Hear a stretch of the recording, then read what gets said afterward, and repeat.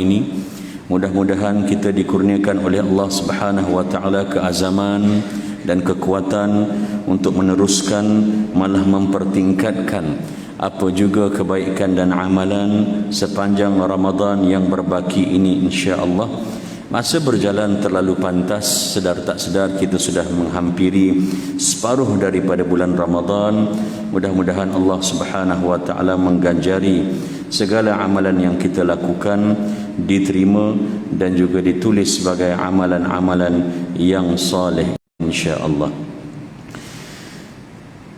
Ibu-ibu, bapa-bapa yang dirahmati Allah sekalian, Allah Subhanahu wa taala menyatakan di dalam Al-Quranul Karim, potongan daripada surah Saba pada ayat yang ke-39, a'udzubillahi minasyaitonir rajim, wa ma anfaqtum min khair fahuwa yukhlifuh wallahu khairur raziqin.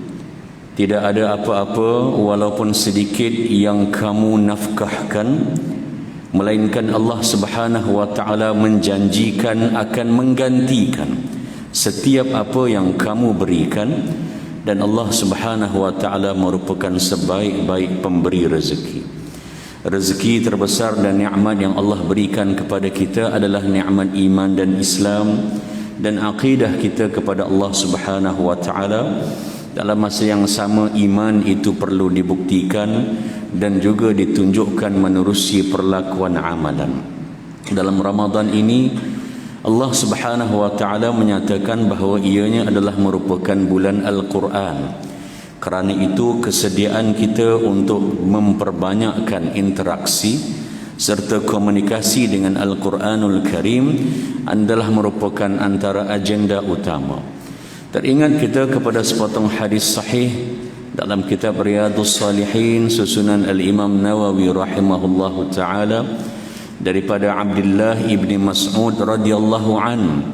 Beliau menyatakan, qala li Rasulullah sallallahu alaihi wasallam, Nabi Muhammad sallallahu alaihi wasallam berkata kepadaku pada suatu hari, iqra alayya al-Quran, wahai Abdullah, bacakan kepadaku Al-Quran.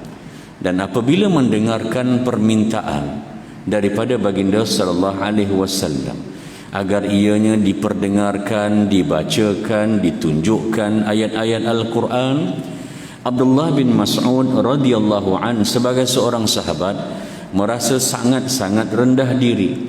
Beliau rasa risau dan gentar kerana orang yang meminta untuk dibacakan Al-Quran kepadanya adalah orang yang sama keseluruhan 6236 ayat Al-Quran.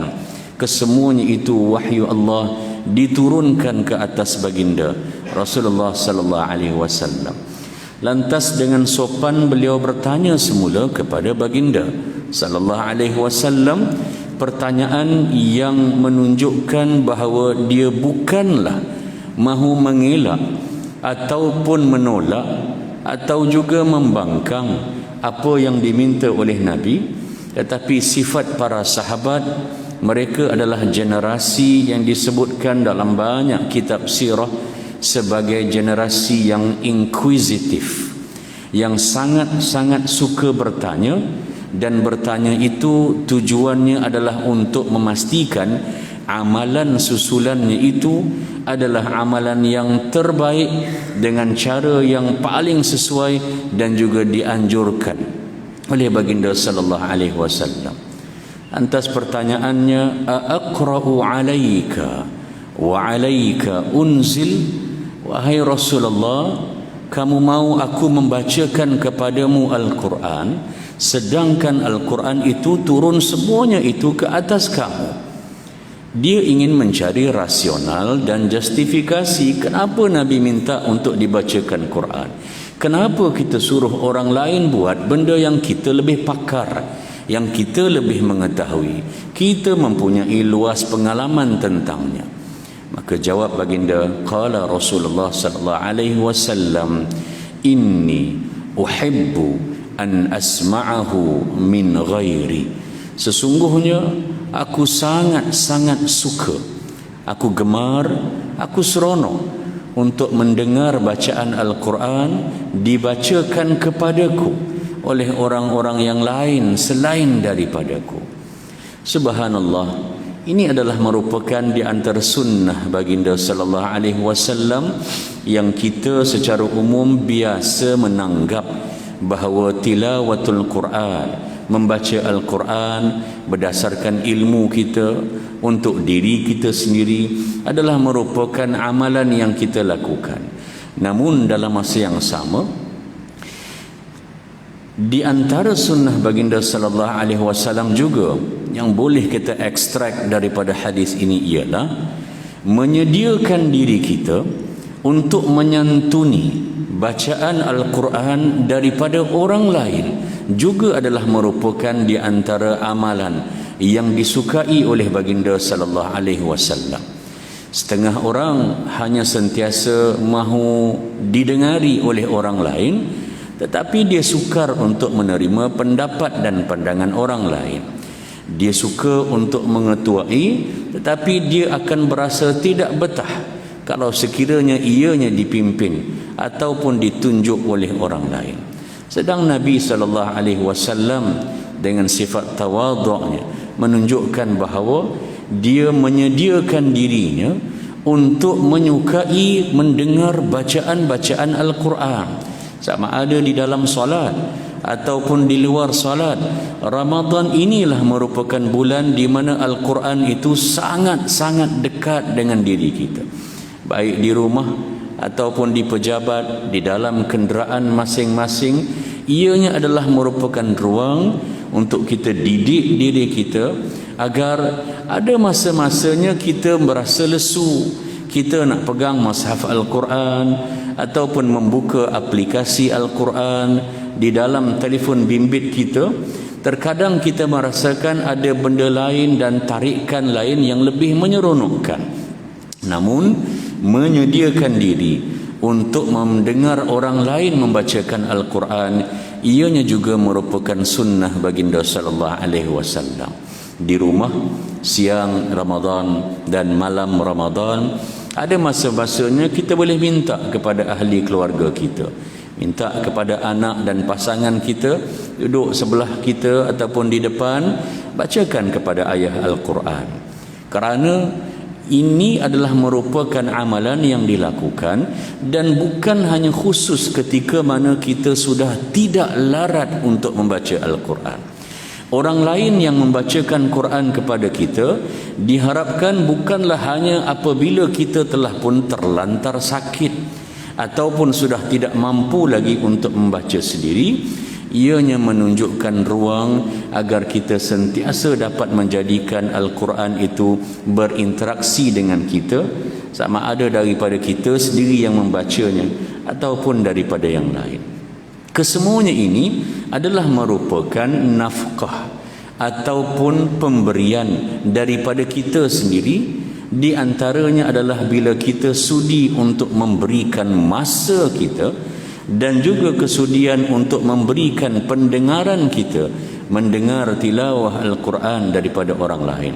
Kita seronok, tenang mendengar bacaan Al-Quran yang dialunkan oleh Al-Fadhil Imam tatkala setiap kali mengimamkan solat yang sifatnya jahriyah seperti subuh, maghrib, isya dan sebagainya. Kita juga perlu tenang dalam Ramadan ini agar dapat kita ambil manfaat tilawah Al-Quran daripada orang lain. Muslimin muslimat yang dirahmati Allah, Allah Subhanahu wa taala juga menyatakan di dalam Al-Quran, boleh rujuk potongan ayat dalam surah Al-Ahzab pada ayat yang ke-54. A'udzu billahi minasyaitonir rajim.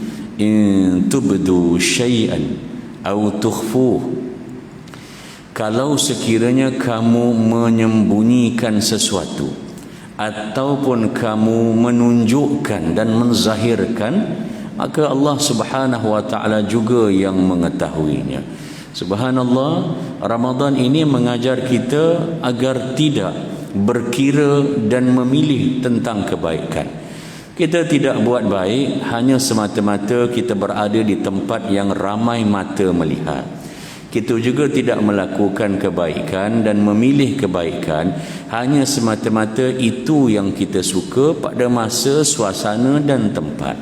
Apa sahaja kalau sekiranya ia kebaikan yang mendatangkan pahala, sama ada dirakam ataupun tidak, ditularkan oleh orang ataupun tidak, disebut-sebut dan diulang cerita oleh orang ataupun langsung tidak, kita tidak diketahui, Allah Subhanahu wa taala juga yang mengetahui.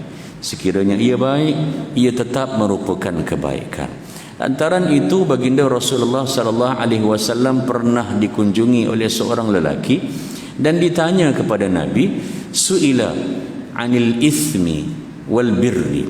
Nabi ditanya tentang al birri, apa makna baik ataupun pahala, wal ithmi, apa sebenarnya definisi dosa ataupun kesalahan. Jawapan baginda sallallahu alaihi wasallam, al birru husnul khuluqi.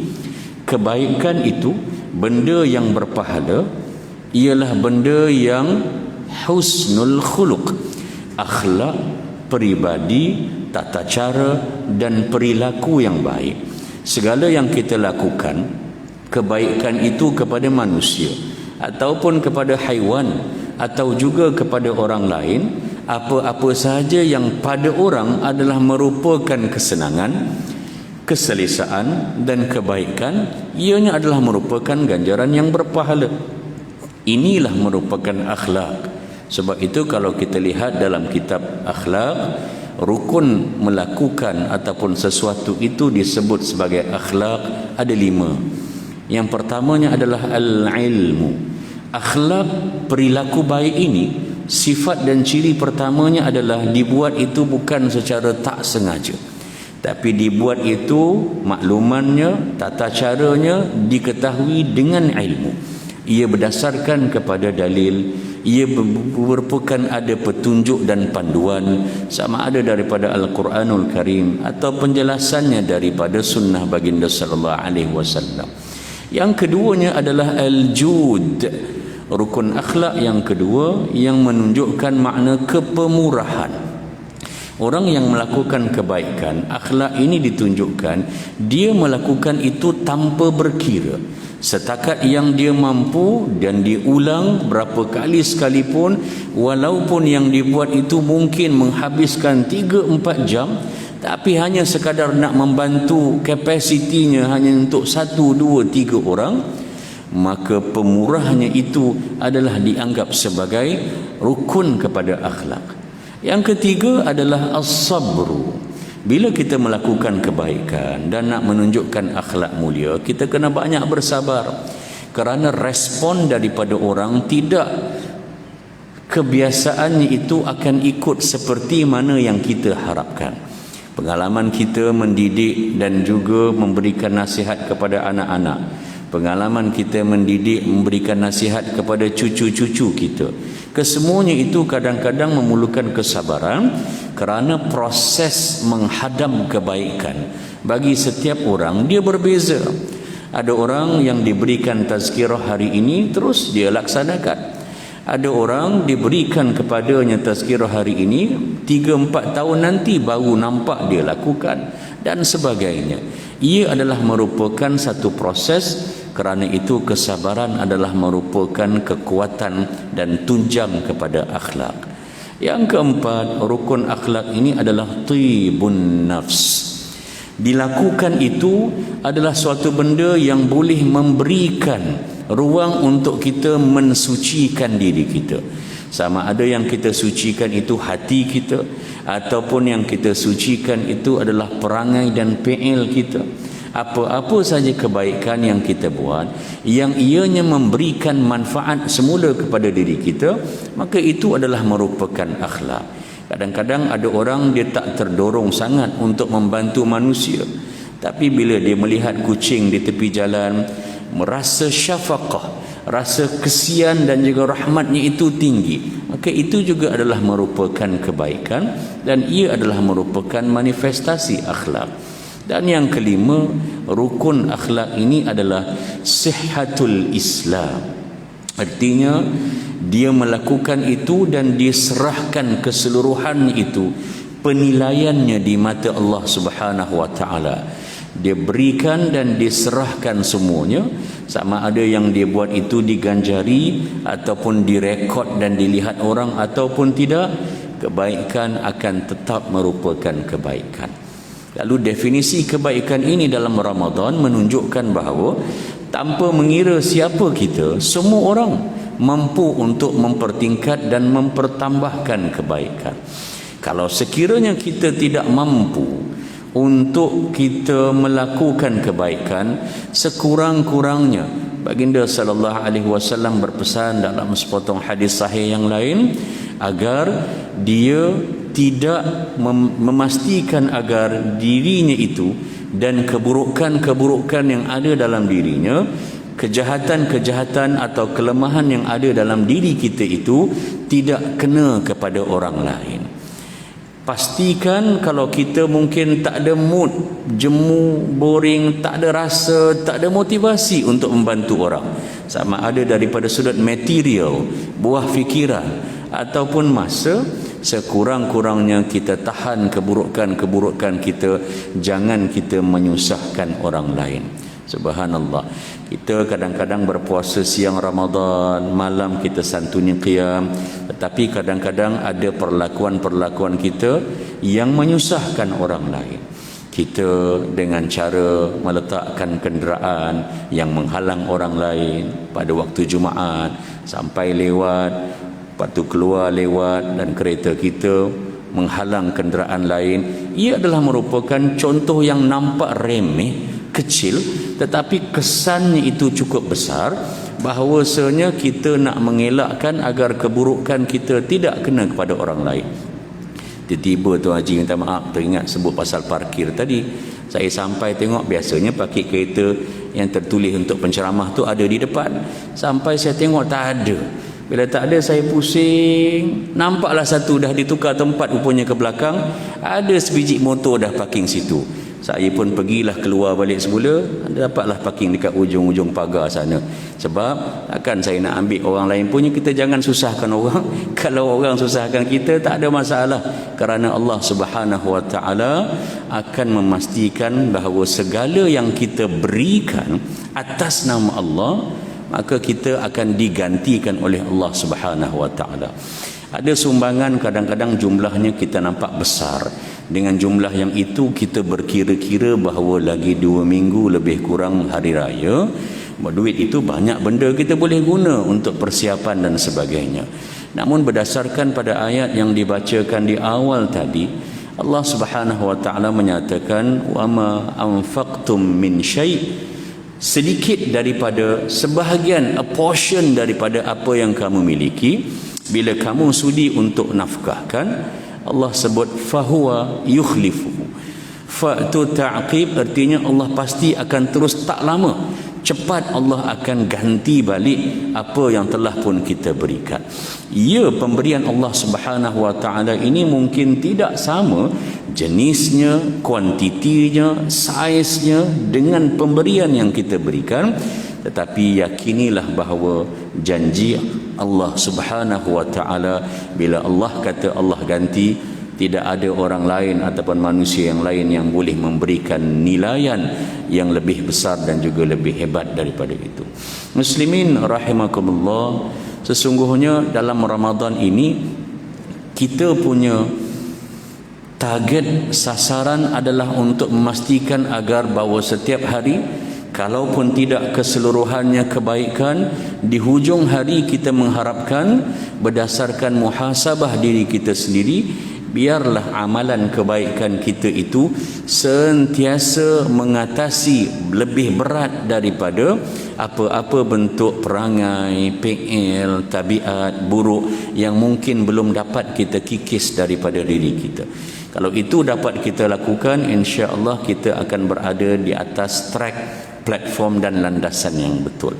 Kerana kesemuanya ini adalah merupakan definisi kebaikan. Dan bila ditanya kepada Nabi sallallahu alaihi wasallam, wa su'ila 'anil ithmi, ditanya tentang apa makna dosa.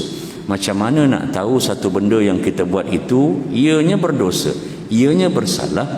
Nabi SAW menyatakan, ma haka fi nafsik wa karihta ay yattali'a alaihi nas.